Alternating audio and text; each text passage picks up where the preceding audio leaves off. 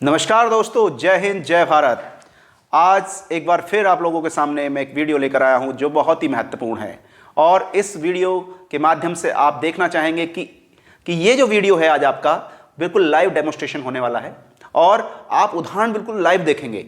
और मैं आपको आश्वासन देना चाहता हूं, मैं अपने अनुभव के आधार पर आपसे बताना चाहूँगा कि हर एक प्रतियोगी परीक्षा, चाहे वो आपकी यूपी पुलिस हो, चाहे आपकी दिल्ली पुलिस हो, चाहे आपका जो है वो हम बाकी जितने भी हमारे एसएससी की परीक्षा हो, उन सब में कम से कम एक प्रश्न आता ही आता है। तो अपना वीडियो शुरू करने से पहले मैं आपसे आशा करता हूं कि आप हमारे वीडियो को लाइक करेंगे, सब्सक्राइब करेंगे। हमारे चैनल का नाम आप जानते हैं, सक्सेस फ्यूचर।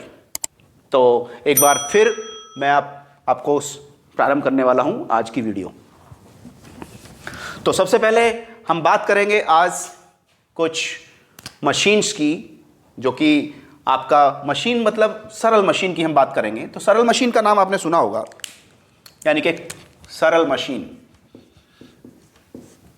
या हम इसको अंग्रेजी में सिंपल मशीन भी कह सकते हैं। और सिंपल मशीन है क्या? बेसिकली सिंपल मशीन आपकी कुछ इस तरह की मशीन्स होती हैं जो आपकी मैकेनिक्स लॉ पे काम करती हैं, यानी कि मैकेनिक्स से ही वर्ड बना है मशीन। यांत्रिकी से जो यंत्र होते हैं हम उसकी बात कर रहे हैं। तो सरल मशीन के कुछ पार्ट्स आपके हो सकते हैं, जैसे हमने आप स्क्रू जैक का नाम सुना होगा। स्क्रू जैक आप लोगों ने देखा होगा। स्क्रू जैक आप जब आपकी गाड़ी खराब हो जाती है तो आपको अपना पहिया चेंज करना होता है, तो स्क्रू जैक की हेल्प से आप लिफ्ट करते हो। या दूसरा, आपने जो है घिरनी का नाम सुना होगा। घिरनी की हेल्प से आप जो है कुएं से पानी निकालना, इस तरह में घिरनी यूज़ करते हैं और आप वहाँ पर भी लिफ्ट करते हैं कुछ लोड को। इसके अलावा जो सबसे महत्वपूर्ण चीज़ है वो है उत्तोलक, और इससे एक प्रश्न आता ही आता है। उत्तोलक क्या है? इसे अंग्रेजी में हम लीवर बोलते हैं। और जो लीवर है आपका, उससे एक प्रश्न आने की बहुत उम्मीदें रहती हैं। तो सबसे पहले मैं शुरू करने से पहले, जब लीवर पे जाने से पहले, मैं सबसे पहले बात करूंगा कि ये जो उत्तोलक है, ये आपके या बाकी जितने भी स्क्रू जैक या ये बाकी चीज़ें जो घिरनी हैं, ये सब किसी वर्किंग प्रिंसिपल पे काम करती हैं। और उस वर्किंग प्रिंसिपल का नाम, यानी कि जो हम जिस सिद्धांत पे कार्य करते हैं, उसका नाम है बल आघूर्ण। और बल आघूर्ण क्या होता है कि आप किसी भी पिंड या किसी भी वस्तु पे जो फोर्स लगाते हो, तो वो अपने जो एक पॉइंट के प्रति, यानी कि एक अक्ष है, सपोज एक आपका एक्सिस है और एक पॉइंट है, इसके चारों तरफ स्वतंत्रता से रूप से अब चक्कर लगाता है, यानी कि उसके जो चारों तरफ चक्कर लगाता है। सपोज कीजिए अगर यहाँ से फोर्स लगा रहे हैं आप, जैसे बल लगाया आपने, और इसकी जो लंबवत दूरी है, यानी कि इसको बोलते हैं डी, यही होता है आपका बल आघूर्ण, यानी कि फोर्स इनटू डिस्टेंस। या इसको जो मात्रक की बात करें, यानी कि force into perpendicular distance, that is newton metre, ये इसका मात्रक होगा। और जो आपका तोलक है वो भी इसी बल आघूर्ण के जो नियम है उसी का पालन करता है। अब मैं सबसे पहले आपको बताना चाहूँगा कि जो बल आघूर्ण पे कैसे काम करता है, या उसमें कौन कौन से इसके जो अंग होते हैं, कंपोनेंट होते हैं, मैं उसकी बात करना चाहूँगा। तो सबसे पहले हम बात करेंगे उत्तोलक की।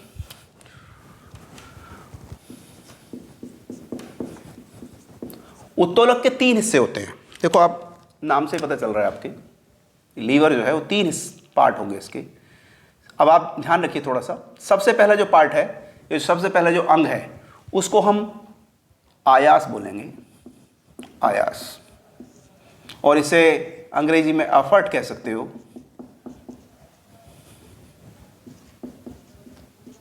या इसे ई से रिप्रेजेंट करेंगे हम लोग।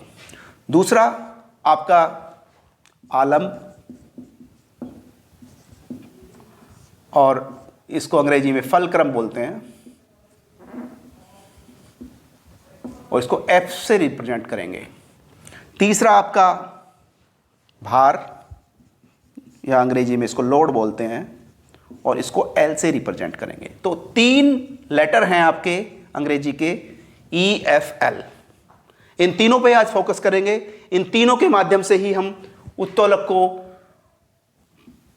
कैटेगराइज करेंगे, या उसको हम जो है उसको जो प्रकार हैं उनको हम इसी के द्वारा परिभाषित करेंगे। तो अब आप देखना चाहेंगे, सबसे पहले आपको मैं प्रथम श्रेणी के उत्तोलक, यानी कि इसकी 3 श्रेणी होती है उत्तोलक की। प्रथम श्रेणी के उत्तोलक, द्वितीय श्रेणी के उत्तोलक या द्वितीय प्रकार के उत्तोलक और तृतीय प्रकार के उत्तोलक। तो 3 प्रकार होते हैं, प्रथम प्रकार, द्वितीय प्रकार, तृतीय प्रकार। 3 श्रेणी में हम इसको विभाजित कर सकते हैं। और वो उसका आधार क्या होगा? उसके आधार होगा आपका जो उसके अंग होते हैं। 3 अंग मैंने बताए, यानी कि ई, एफ और एल। ई फॉर अफर्ट या आयास, एफ फॉर फलक्रम या आलंब और एल फॉर लोड या भार। अब इन तीनों के आधार पे कैसे बता सकते हैं? जैसे हम प्रथम श्रेणी के जो उत्तोलक हैं उनकी चर्चा करेंगे। अब इसका सबसे बढ़िया जो उदाहरण मैं आपको देना चाहूंगा, यानी कि अगर सपोज कीजिए आपका कुछ इस तरह से हो, जैसे ये एक लाइन खींची आपने और इसका आलंब इसके बीच में हो, यानी कि बीच में क्या हो गया? इसका आलंब, यानी कि आलंब को हम किससे रिप्रेजेंट कर रहे हैं? फलक्रम या एफ से। या इसका जो साइड हम यहां से प्रयास कर रहे हैं, इसके लेफ्ट साइड, वो आपका क्या है? अफर्ट लगा रहे हैं, या आपका जो है वो अफर्ट का मतलब हो गया आपका आयास। तीसरा लोड, वो आपका राइट साइड होगा। अगर कोई इस तरह का उत्तोलक है, उदाहरण के तौर पे मैं उदाहरण देना चाहूंगा, बिल्कुल लाइव एग्जांपल आपको दिखा रहा हूं। जैसे आपका ये हो गया प्लास, आप प्लास देख रहे हैं या प्लायर जिसको बोलते हैं अंग्रेजी में। इसको देखिए, यहां से एफर्ट, बीच में फलक्रम, ये बीच में जो इसके है, जहां से जुड़ा हुआ है, जिसके चारों तरफ ये जो है घूम रहा है, और आगे लोड, किसी चीज को आप टाइट करेंगे, वायर को जो भी है। तो ये देखिए तीनों हिस्से कैसे आपको, इसके लेफ्ट साइड अफर्ट हो गया, बीच में फलक्रम और ये लोड, यानी कि आयास, आपका आलंब और भार। अगर कोई भार उठाना चाहे तो भार भी उठा सकते हो आप इससे, या खींच सकते हो। तो ये सबसे बेस्ट एग्जांपल है आपका। पहला एग्जांपल लाइव देख रहे हो आप, और ये आपका प्रथम प्रकार के उत्तोलक का उदाहरण है। या इसका दूसरा उदाहरण मैं देना चाहूंगा, कैंची। अब कैंची में देखिए, यहां से आप अफर्ट लग रहा है, बीच में आपका फलक्रम है और यहां से आपका लोड या भार है। ऐसे तो कपड़ा काटते हो आप। तो ये दोनों उदाहरण प्रथम प्रकार के उत्तोलक का है। या तीसरा उदाहरण, आप बचपन में झूला झूलते होंगे, बच्चे झूला झूलते हैं ना, बीच में फलक्रम लगा होता है, एक तरफ एक बच्चा कभी ऊपर, एक कभी लेफ्ट वाला, कभी राइट वाला। तो बीच में फलक्रम हो गया, दोनों तरफ, एक तरफ अगर भार ज्यादा है तो एफर्ट ज्यादा लगाना पड़ेगा। समझे मित्रों? तो ये तीसरा उदाहरण हो सकता है आपका। सिंडासी आपकी हो सकती है, सिंडासी देखी आप लोगों ने। तो ये सारे उदाहरण किसके हैं? ये सारे उदाहरण प्रथम प्रकार के उत्तोलक के हैं, या प्रथम श्रेणी के उत्तोलक के हैं। आपसे प्रश्न पूछा जाता है कि आपका कोई भी मशीन का नाम ले लेंगे, कोई भी आपको बोल देंगे कि भाई इस तरह की जो छड़ है, या इस तरह का जो कैंची है, प्लास है, ये कोई उदाहरण आपको देंगे और आपसे पूछ लेंगे भाई कौन से प्रकार का उत्तोलक है। तो इसमें कोई बड़ी बात तो है नहीं। डेली आप प्रतिदिन देखते हो, आपके घरों में ये चीजें प्रयोग की जाती हैं, और हर एक उदाहरण आप जानते हो।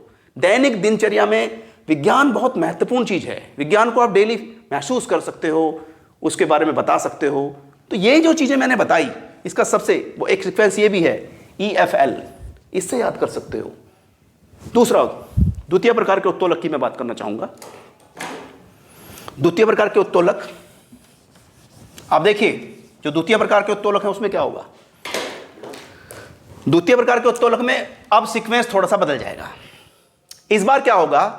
ये जो मैंने आपको लाइन डायग्राम दिखाया, इसमें इस बार जो फलक्रम होगा वो आपका राइट साइड चला गया, यानी कि जो आलंब था वो साइड में हो गया, और इस बार जो बीच में होगा वो आपका लोड होगा, L, यानी कि भार, और साइड में E रहेगा। यानी कि आप सिर्फ इसमें परिवर्तन क्या हुआ? आपका F इधर चला गया, L इधर आ गया। और द्वितीय प्रकार का जो उत्तोलक है, आपने नींबू निचोड़ने की मशीन देखी होगी, देख रहे हो आप ये। अब देखिए, आयास, लोड बीच में आ गया, यहां से तो नींबू निचोड़ते हो, और ये फलक्रम, इसका देख रहे हो फलक्रम, तो ये हो गया द्वितीय प्रकार का उत्तोलक। समझ रहे हो नहीं समझ रहे हो आप? तो ये द्वितीय प्रकार का उत्तोलक हो गया, समझे? या एक पहिए वाली कूड़ा उठाने की मशीन आप लोगों ने देखी होगी, उसमें भी कुछ इस तरह का ही होता है जो इंतजाम होता है उसका। तो ये सारी, या सरोता देखा होगा आपने, सरोता देखा है। ये 3 उदाहरण मैंने दिए आपको द्वितीय प्रकार के उत्तोलक के। अब तीसरे प्रकार के उत्तोलक की बात करेंगे। देखिए, अब तीसरे में मैं फिर लाइन डायग्राम के थ्रू बता रहा हूं आपको। इस बार क्या हुआ कि भैया आपका जो है इस बार जैसे आपने चिमटा देखा होगा, चिमटा तो देखा है ना। देखिए चिमटा, देखिए सबसे पहले मैं चिमटा बताता हूं। अब इस चिमटा में यह आपका हाथ है, ये हाथ देख रहे हो मेरा। अब मेरे हाथ में फलक्रम यहां पर है, यानी कि मैं इस लाइन डायग्राम से समझा सकता हूं कि आपका इस फलक्रम में आपका F हो गया, यानी कि ये लाइन डायग्राम है, फलक्रम इस साइड हो गया। देखिए चिमटे में तो ऐसा ही है, यहीं पे तो जुड़ा हुआ है ये, ठीक है। बीच में आप अफर्ट लगाएंगे, यानी कि आपका अफर्ट यहां पर लगेगा, और लोड आप जिसे पकड़ते हो ना यहां से, तो यहां से हो गया आपका ये लोड। अब देखिए क्या चीज मिला आपको। तो ये तीसरा जो मैंने उदाहरण बताया आपको, ये तृतीय प्रकार का उत्तोलक है। समझ रहे हो आप? ये तृतीय प्रकार का उत्तोलक है, जो चिमटा हो गया या आपका हाथ। देखिए हाथ यहां जुड़ा हुआ है, यहां से आप अफर्ट कर रहे हो और यहां से पकड़ रहे हो। ये तृतीय प्रकार का उत्तोलक है। तो प्रथम, द्वितीय, तृतीय, तीनों प्रकार के उत्तोलक आपको समझ में आए होंगे। तो एक प्रकार और आप इसको जो है परिभाषित कर सकते हैं, या इसको आप बता सकते हो। जैसे आपने नाम सुना होगा यांत्रिक लाभ का। देखो आपको सभी को पता है यांत्रिक लाभ क्या है। बेसिकली जो आप मैकेनिकल एडवांटेज ले रहे हो उसका, मैकेनिकल वर्ड मशीन से ही बना है, आपको पता ही है।